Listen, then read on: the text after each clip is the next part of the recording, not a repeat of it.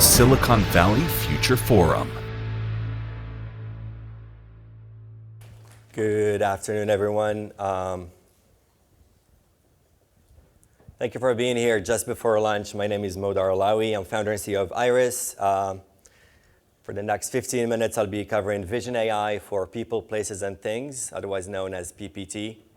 And I'll shed some light on the promise of ambient intelligence.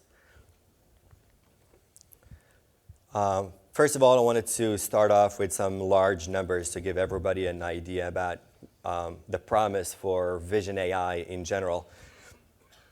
So within the next 5 years, there will be about 22 billion devices that are connected to the internet. They will generate about $61 billion total. The third of those 22 billion devices are going to be cameras or camera sensors.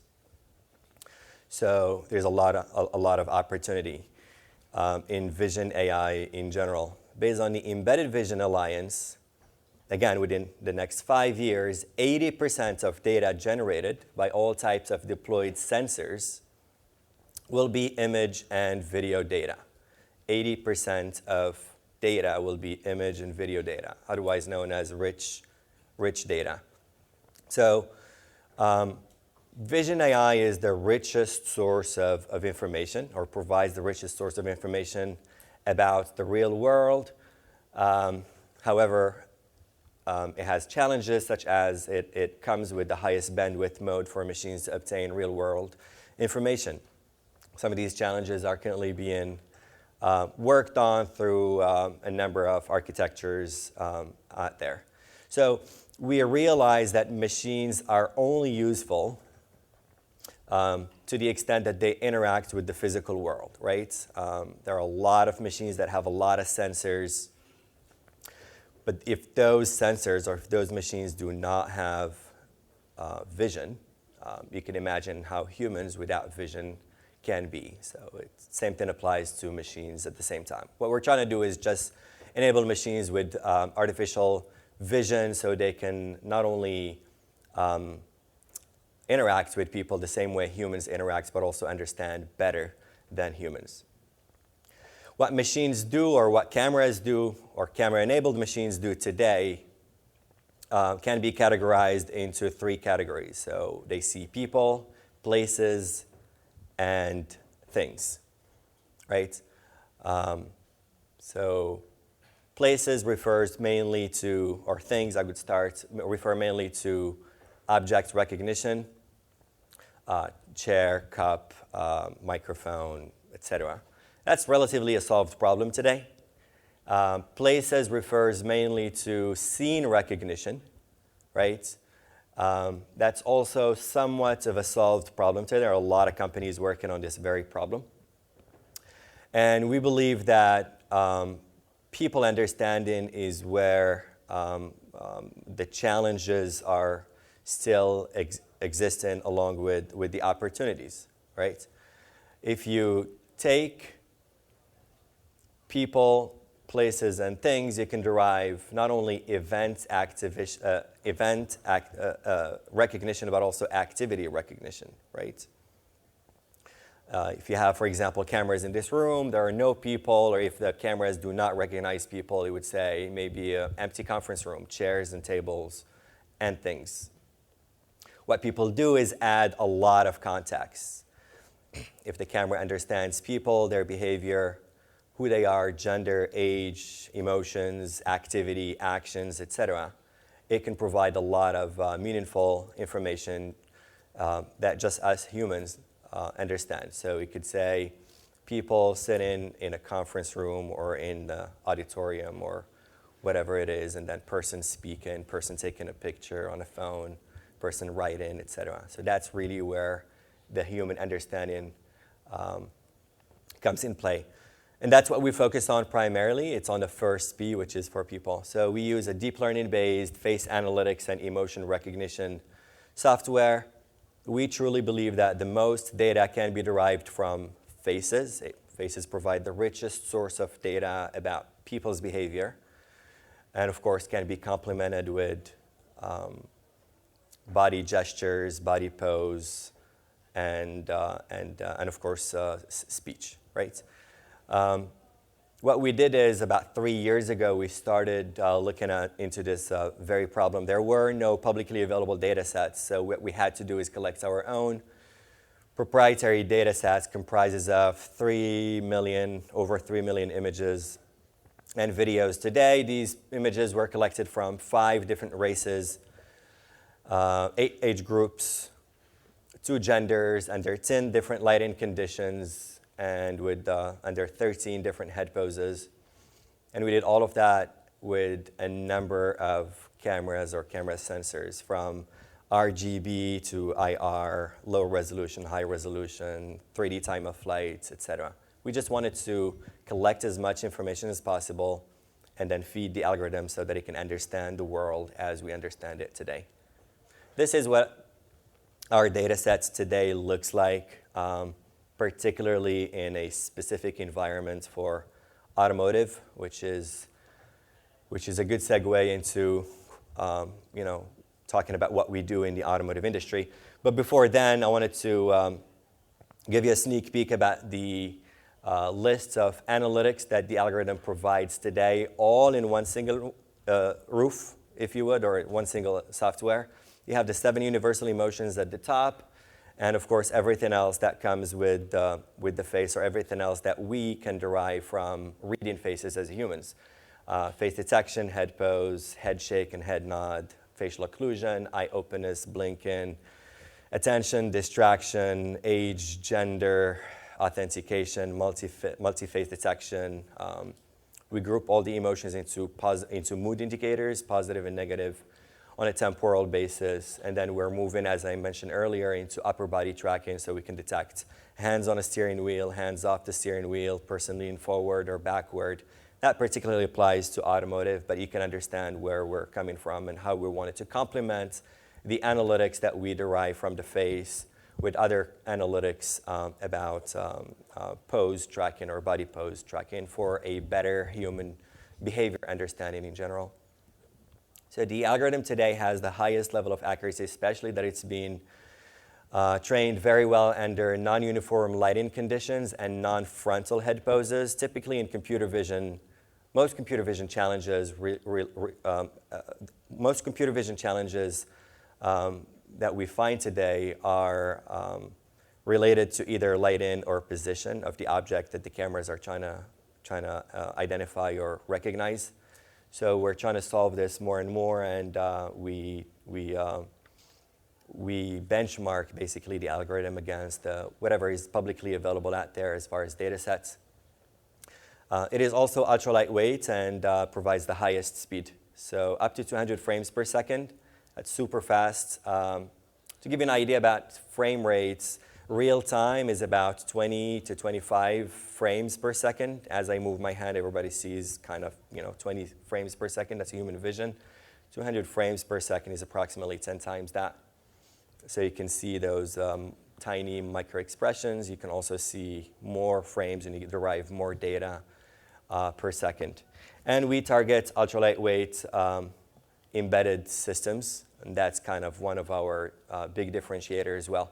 So we're hardware agnostic, camera agnostic, as well as operating system agnostic. And we can enable any camera, enable the machine with our Vision AI. There are a number of applications. They range from automotive to social robotics to virtual agents and AI agents and smart avatars, etc. We focus on the top 2 that we feel have the most challenges, but also the most opportunities. The first one is driver monitoring AI. This is a quick illustration of how the algorithm works today. It's a camera, basically infrared camera, placed in front of the driver's face and watches their every move as they drive, day or night. The way driver monitoring AI is being super relevant in the autonomous kind of automotive trend lately is because it's super critical during both autonomous mode as well as manual mode. So if you have somebody driving a vehicle manually, you have a vehicle equipped with a driver monitoring AI, If they're falling asleep, their eyes are closed, or they're looking out the window when they're not supposed to. The vehicle can take note of that and immediately activates a number of reactive support systems, such as steering wheel vibration or beep or alarm, or even taking a vehicle from a level 2 autonomy to level 3, or from level 3 to level 4, etc. Similarly, when a vehicle is in level 4 or 3 autonomy, and then it cannot perform the self-driving task anymore due to a system failure or bad weather or road hazard or whatever the case may be, what it looks at doing as a fallback mechanism is handing off the driving experience to the driver. So the driver needs to take over driving manually. That's typically the case for most autonomous or semi-autonomous vehicles with level 2, 3, and 4 autonomy. So generally, the algorithm has only a couple of seconds, if that, depending on the severity of the problem, to look at the face, make sure the person is authenticated, their eyes are open, their head pose is looking at, in the right place. They're not emotionally distracted before doing that handoff situation. That's where it's critical, both from autonomous to manual and from manual to autonomous, right?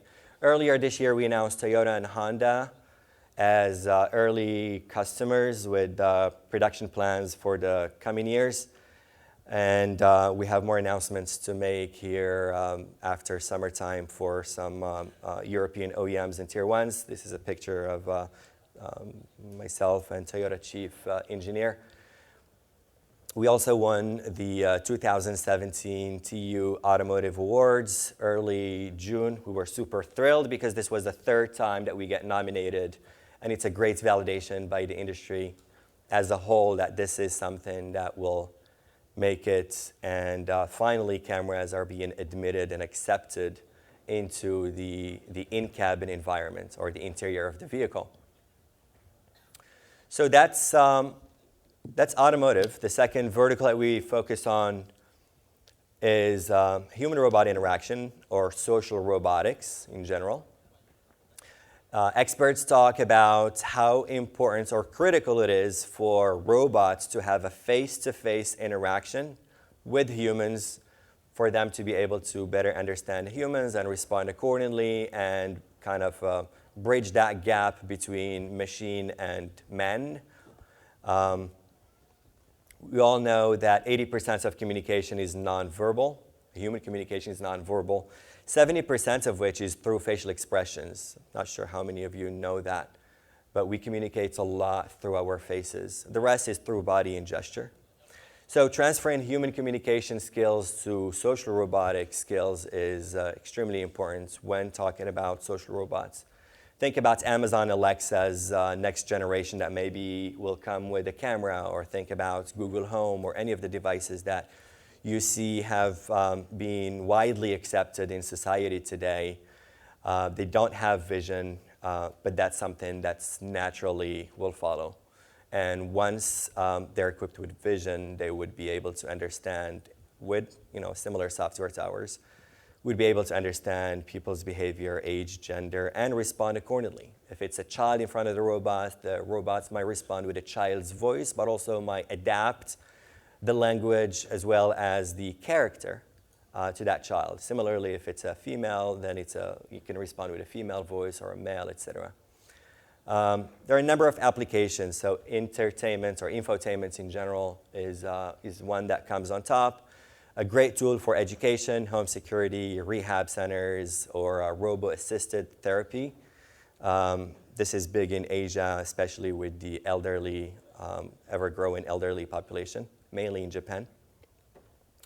This leads me to talking briefly and concluding with ambient intelligence, right? So regardless what machine it is that is equipped with what camera, as long as it understands humans, the purpose for all of these machines, including cars and social robots, the purpose is for them to understand humans as much as possible, is to offer some sort of ambient intelligence that's invisible and that offers or caters to people's needs without necessarily having people to ask for them. So ambient intelligence refers to electronic environments that are sensitive and responsive to the presence of people, and I should add, responsive in real time.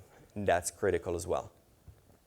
But for that to happen, they require, or ambient intelligence requires, that these algorithms would have to be embedded in embedded systems, context-aware, very hyper-personalized based on the individual, and therefore understanding that individual is really key.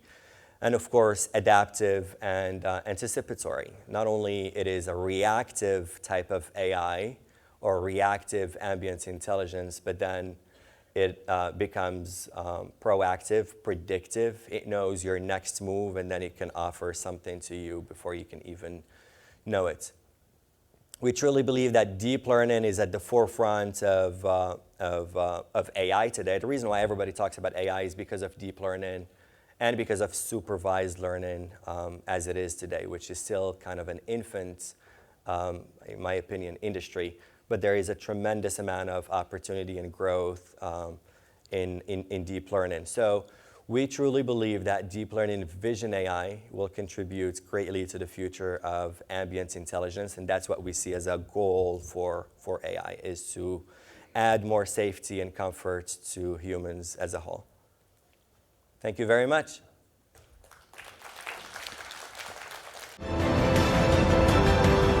Silicon Valley Future Forum.